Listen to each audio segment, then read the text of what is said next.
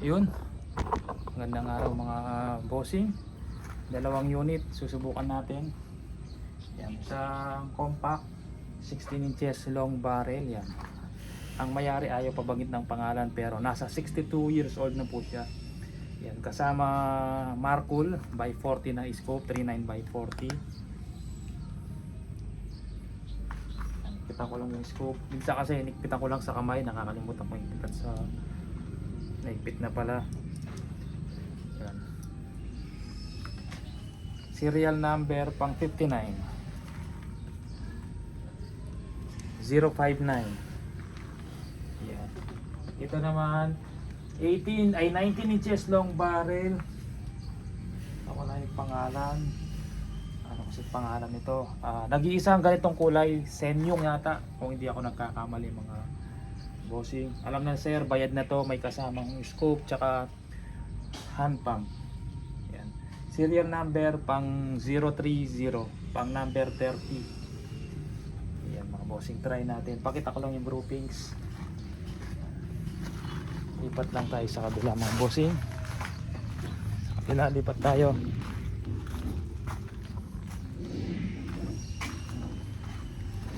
Yan, tapos meron pa tayo dito mga bossing. Ano to? 4 pickup pero try iba-vlog ko siguro mamaya ng hapon or kung pickup naman pwede nyo try bago kunin nila siya. Ito dalawa. May scope na dito mga bossing. Isa dito. Yan, isa lang may-ari nito. Una pumunta siya dito, kinuha niya yung compact tapos yung kasama niya nagpagawa ng dalawa na 19 inches. Yan, kay Sir Michael Bautista. Yan, yung kasama niya pumunta dito, nagpagawa ng dalawa, kasama yung scope. Tapos ito, yan, meron din mayari nito, yun, tsaka yun, tsaka yun nandun. Ito kulang na lang yung bat, tactical bat, lalagay ko na lang. Tapos carbon fiber sleeve. Tapos ito yung unit ko mga bossing. Tanggalin mo. Baka sa Facebook lang naman mano eh. Ito yung unit ko mga bossing. Yo, napakaganda. Magnum. Adjustable power. Ikot mo lang yan. Laminated. BR Woodstock. Gawa ni Sir Joseph. Yan, Montes. Napakalupit mga bossing. Woodstock pa lang, umabot na ng kulang-kulang 20k mga bossing. Tapos yung barrel natin na ilalagay, yan. Ilalagay nating barrel, PRNB. Yan. Nakabalot yan ng oil. Nakababad yan. Yung loob nito puro lungs po yan. Kasi steel barrel, kahit anong gawin mo, kakalawangin at kakalawangin. Siyempre, pag sa iyong unit, sa yung barrel, hindi mo ayan kakalawangin yan, lilinisin mo siyempre. Ito pinadala, may oil sa loob. Hindi po ako rekta dun sa maker nito, mahirap kumuha. Minsan hindi nagre-reply. Kumuha ko sa tropa mga bossing, may patong na. Reseller din yung pinagkuhanan ko nito mga bossing. Binigay sa atin ng 14,000. Hindi ko alam sa maker kung 12 o 13. Kung 13, pinatungan ako ng tropa ng 1K. Yan. Talagang ganyan business. Pahirapan, patagalan sa pila. Kahit tropa, kailangan kahit konting tubo mayroon din mga bossing. Yan, negosyo yan mga bossing. Yan. PRNB yan, 14,000. Scope, yung scope na lalagay ko dyan, cake din na nakalimutan ko kung anong model. Kay Sir Chu ako kinuha, 25,000 ang presyo. Tapos muzzle brake pinapagawa ko na mga bossing. Tsaka yung tripod niya na stainless na mabigat. Tapos sasabak natin sa competition yan.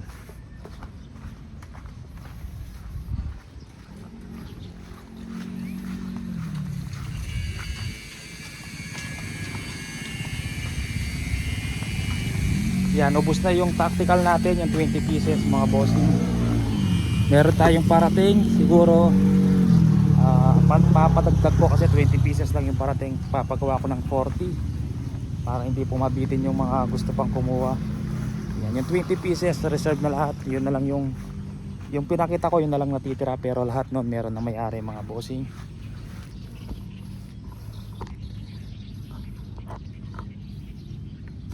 Baliktad natin mga bossing.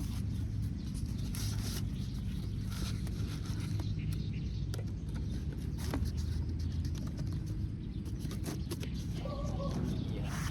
Malinis dito sa taas mga bossing.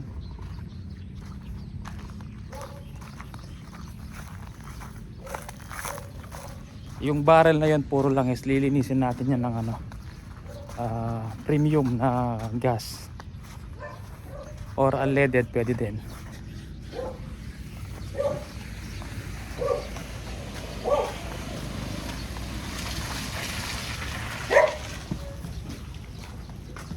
Bababad natin ng gas yon, tapos bulak hanggang mawala yung langis sa loob.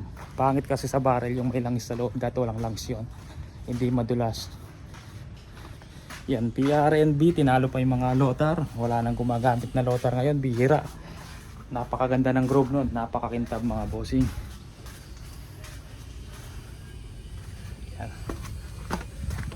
Dalawang unit lang, siguro kung i-vlog natin yung dalawa mamaya nga po na, para hindi masyadong humaba yung video natin.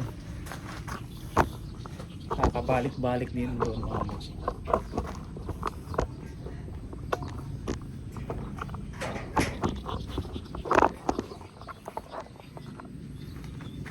Dito muna tayo. Ayan. Kaiser. Nakalimutan ko. Senyo nga ata pangalan.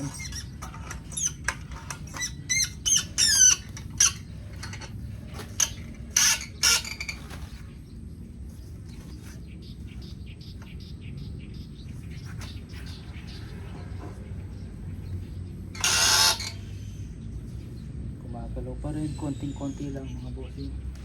Mature tayo ngayon, caliber 22. 5 shots tayo gamit ang caliber 22 mature.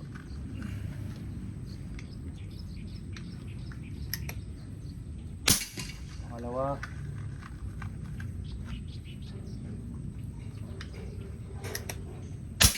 Pangatlo.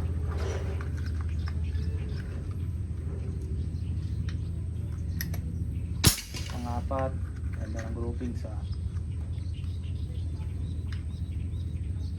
0 na. Pang-5, konting pihit lang mga bossing. Yun, iyan.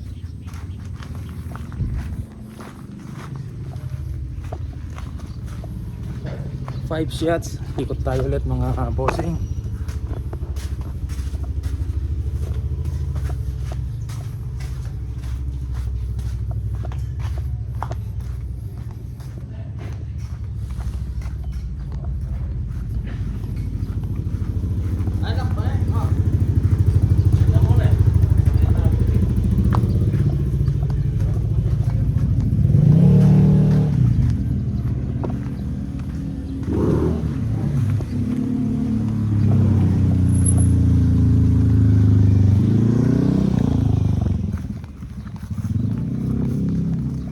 Five shots mga bossing.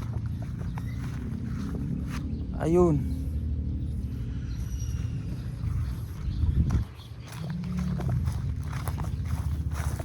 Isang unit pa. Straight bat na ganon meron tayo mga bossing. 20 pieces.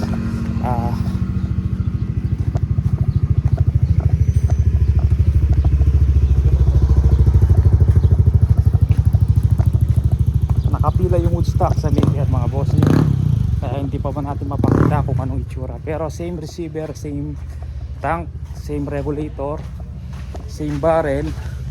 Ang pinakaiba lang straight bat siya mga boss, hindi siya tactical. Yan, medyo mas mura ng konti yung presyo ng straight bat natin.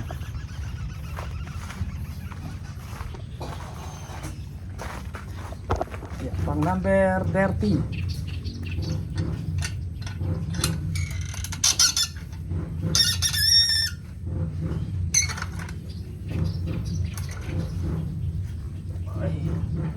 sir, kung napanood nyo, pwede nyo pong kunin yun. Bayad na, ito may balance pa mga bossing. Ite-text ko mamaya si sir na tapos na yung unit niya.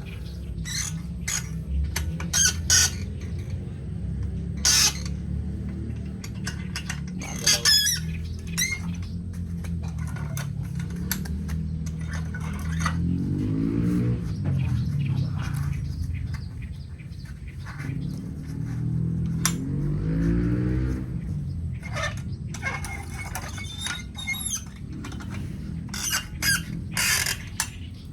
Itabi natin doon sa unang groupings mga bossing.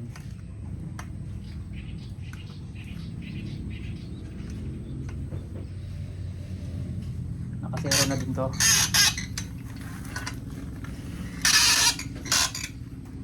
Saktong lang.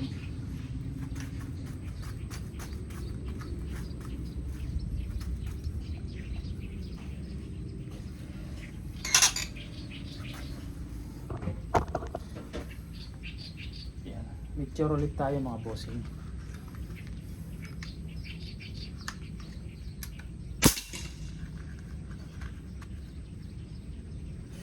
Pero na 1 2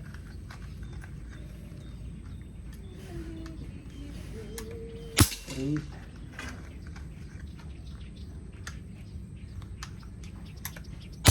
4. Umakyat ng konti ha. Yun, dalag 5. Yan. Umalik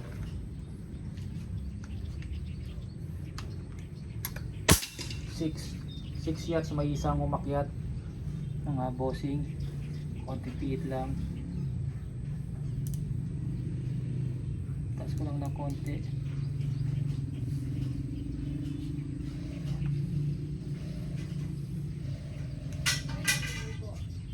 6 yards. Pakita natin. Yan. Pasok pa rin sa intuturo yung umakyat. Dikit pa rin mga bossing. Hindi naman kalayuan. Pliers. Yan. Yan. Na pellet.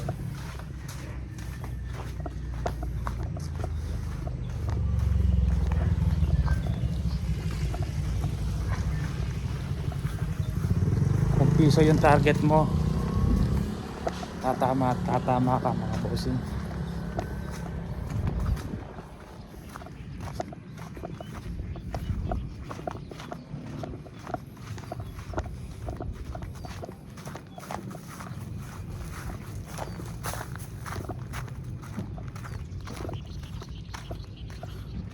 Ayun siya mga bossing, may umakyat na isa. Pero pag ilapit natin, pag pinasok natin yung intuturo, malaki pa rin yung intuturo. Pasok natin, yan, mas malaki pa rin yung intuturo mga bossing.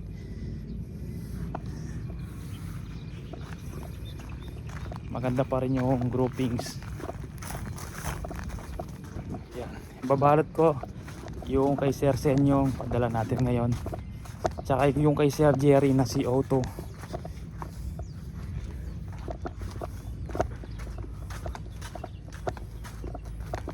Sir Jerry.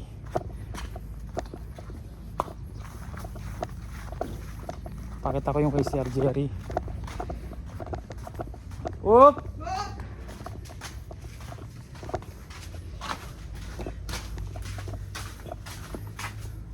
Kanya na yan. Shout out to. Mas pakising kaya na. Si Mother. Mother Earth. Aspakya. Takip, yung takip niyan. Aspakya. Pwede niya ba siya? Yan. Kay Sir Jerry.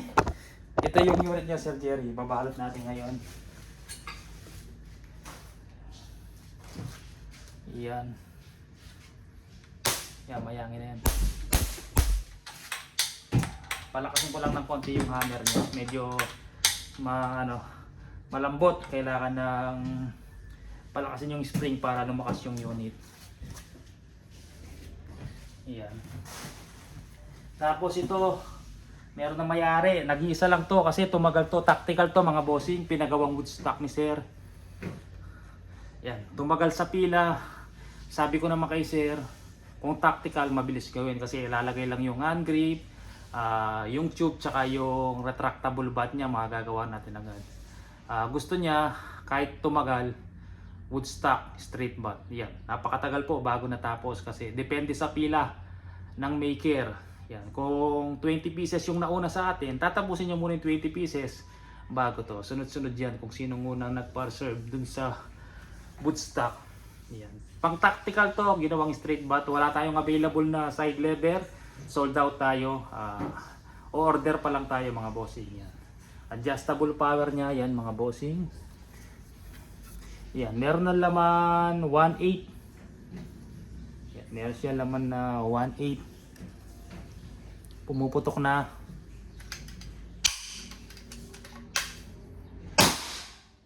Lakas. Meron siyang laman na 1/8. Mamaya lagyan natin ng barrel. Mamaya matatapos na to. Barrel, silencer, carbon fiber sleeve. Tapos may kasama tong scope. Yan. Bukas pwede nang padala sir. Yan, itutune ko lang mamayang hapon paglagay ng barrel. Yan. Text ko lang ulit yung sa atin. Panglalaro natin mga bossing. Pang BR, medyo maganda talaga, mabigat. Para sa recoil at talagang matatag siya. Pag nilagay mo sa mesa, pang BR. 7 liters, pinalitan ko na ng tangke. Ayan, Magnum Gen 2.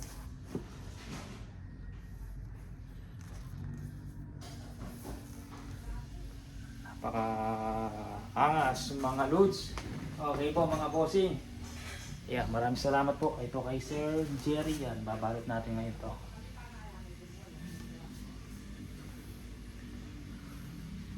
Tapos yung kay Sir, ang pangalan nun? Ito may singaw. Ayusin ko muna. Yung nanalo sa raffle. Ronald o Rolando. Yan. Ito yung sa inyo Sir. May singaw.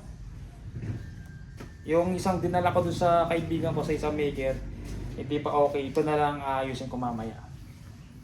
Yan, para mapadala na natin mga bossing. Yan. Ganito meron tayong available mga bossing. Yan, folding to. MSG folding. Yan. Magbubuo tayo, meron tayong 7 pieces na ganito. Tapos ito yung barrel na sinoli sa atin, pinalitan ng ibang items. Nakalimutan ko anong matagal na nandito to. Hindi ko pa nabubuksan. Barrel yung in-order na sir, binayaran agad. Pagdating sa kanya, sinilip daw nung maker yung grooves. Pangit daw yung grooves, hindi daw pagsilip pa lang alam daw nung maker na tagagawa doon sa kanila, hindi daw tatama. Hindi daw mapapatino yung groupings. Pero hindi sinubukan mga bossing. Isang silip lang daw nung maker. Ngayon, i-vlog natin to, i-check natin, buksan natin, lagay natin sa unit at iputok natin. No? Tingnan natin kung tama yung sinasabi nung maker niya na isang silip na magaling daw yun sa lugar nila. Lahat ng pangit tumamang barrel naaayos niya mga bossing.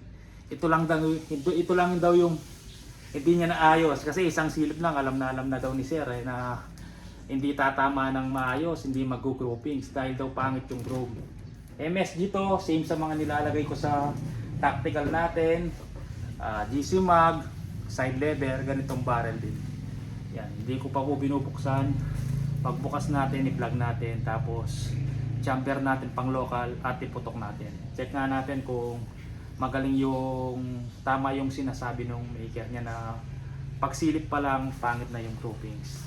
Hindi pa tinesting. Yan. Pinalitan natin ito ng scope. Yan. Sige po mga bossing. Maraming salamat po.